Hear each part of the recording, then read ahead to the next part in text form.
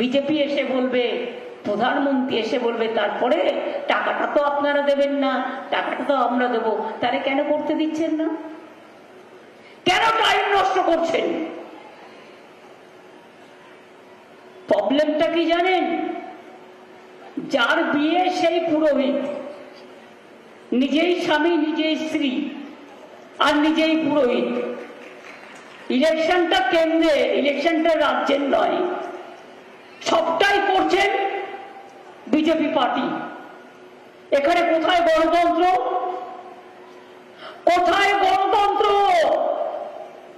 সারা পৃথিবীর মানুষ দেখে রাখুন, ভারতবর্ষের মতো গণতান্ত্রিক দেশে ওয়ান নেশন ওয়ান পার্টি চলতে পারে না। বিজেপি তাই করছে, মানুষের অধিকার কেড়ে নিচ্ছে, আর তার উপরে জুটিয়েছে ক্যা আর এনআরসি। মাছ দেখেছেন তো? মাছের মাথাও হয়, লেজুও হয়। মাথাটা হচ্ছে ক্যা, আর মাছের লেজটা হচ্ছে এনআরসি। যেই আপনি অ্যাপ্লাই করবেন ক্যাতে, সঙ্গে সঙ্গে আপনাকে এনআরসি করে দেবে, আর আপনাকে ডিটেনশন ক্যাম্পে রেখে দেবে, আসামের মতো। কেন বলুন তো? বিজেপি পার্টি থেকে বলছে পুরোহিতরা সই করলেই হয়ে যাবে। তাই যদি হয়, তাহলে পুরোহিতদের নামটা এম্পাওয়ারমেন্ট গ্রুপে রেখে তাদের অথেন্টিকেট করলেন না কেন? বিজেপির পুরোহিত সই করলে যদি নাগরিকত্ব পেয়ে যায়,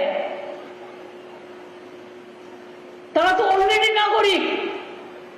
আপনারা সবাই নাগরিক, আমরা সবাই নাগরিক, এটা মাথায় রাখবেন। নির্বাচন আসলে বিজেপির এটা কৃত্রিয় কেলেঙ্কারি।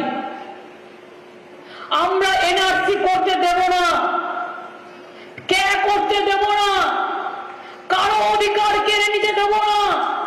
মনে রাখবেন, আপনি যখনই অ্যাপ্লাই করবেন, সঙ্গে সঙ্গে আপনার লক্ষ্মীর ভান্ডার কোথায় যাবে?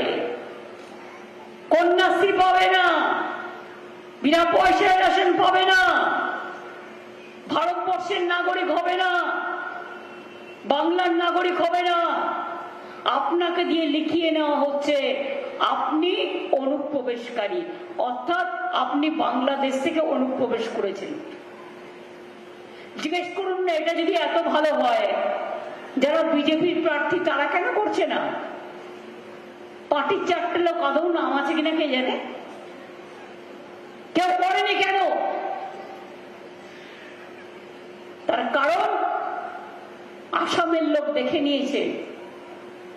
আমার এখানেও আপনারা দেখেছেন, একজন মারা গেল এনআরসির ভয় পেয়ে। কেউ মারা যাবেন না। আমি তো আছি আপনাদের পাহারাদার, আমি জমিদার নই। আমি দিল্লি থেকে এসে রাজনীতি করি না, আমি এই মাটিতে রাজনীতি করি। আমি আপনাদের মাটির লোক। এনআরসি করতে দেব না, কারো অধিকার কেড়ে নিতে দেব না। কে করলেই এনআরসি? কেন বলুন তো?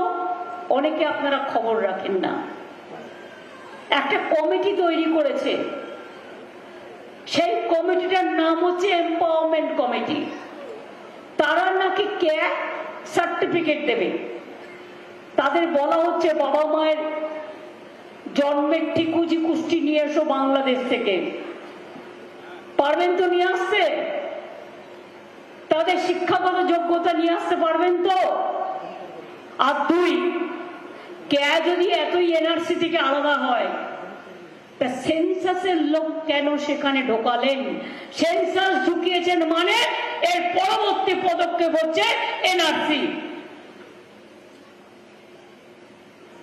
এরপরে তো শুনছি ইউনিফর্ম সিভিল কোড করবে, অর্থাৎ মুসলিমদের বিয়ের পদ্ধতি আলাদা, হিন্দুদের বিয়ের পদ্ধতি আলাদা, হিন্দুদের মধ্যে নানা ধর্ম, ট্রাইবেলদের পদ্ধতি আলাদা, তপশিলীদের পদ্ধতি আলাদা, রাজবংশীদের পদ্ধতি আলাদা, আদিবাসীদের পদ্ধতি আলাদা, খ্রিস্টানদের পদ্ধতি আলাদা। তোমরা বিয়েটাও ঠিক করে দেবে? কি শাড়ি পরবে, কোন ধর্ম মতে পড়বে, কে কাকে বিয়ে করবে, এটা মহা আশ্চর্যজনক এক দেশ হয়ে গেছে। এই দেশকে শেষ করে দিচ্ছে বিজেপি।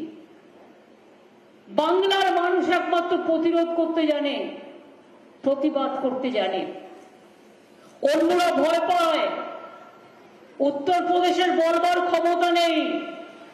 একটা লোক বললে পরের দিন তাকে খুন করে দেয়। সাংবাদিকদের সাথে কি একটা ঝামেলা হয়েছিল, আমি দেখলাম 12 জন সাংবাদিককে পুরো উলঙ্গ অবস্থায় প্রায় রেখে দিয়েছেন। আমার কাছে ছবিটা আজও তোলা আছে। মহারাষ্ট্রে কোন একজন সাংবাদিক কি লিখেছিল ওদের বিরুদ্ধে, তাকেও খুন করে দেওয়া হয়েছে। বিলকিসের উপর অত্যাচার আপনারা দেখেননি? কুস্তিগির সাক্ষীর উপর অত্যাচার আপনারা দেখেননি? গুজরাটের দাঙ্গা দেখেননি? এনআরসির দাঙ্গা দেখেননি? মণিপুরে 200 চার্চ পুড়িয়ে দিয়েছে দেখেননি? মসজিদের ওপর বোমা পড়েছে দেখেননি? মন্দিরগুলো নষ্ট করে দিয়েছে দেখেননি? মহিলাদের উলঙ্গ করে প্যারেড করা হয়েছে দেখেননি? এই হচ্ছে বিজেপি দলটাই হচ্ছে ভাওতাবাজ দল। এখন নতুন নাটক শুরু করেছে, বলছে আপ প্লিজ নাম লিখাও, এ তো সব দুর্নীতি কি হয়। কোথায় দুর্নীতি করেছে তোমাকে প্রমাণ করতে হবে, মুখে বললে হবে না। 4-5টা কেস নিয়ে কমপ্লেন ছিল বা কিছু, আমরা সঙ্গে সঙ্গে সংশোধন করে দিয়েছি। আসল লোকেদের প্যানেল করা হয়েছে 11 লক্ষ, এবং তার সবটা পাঠানো হয়েছে দিল্লিতে, যদিও আমাদের অর্ধেক লাগে দিতে।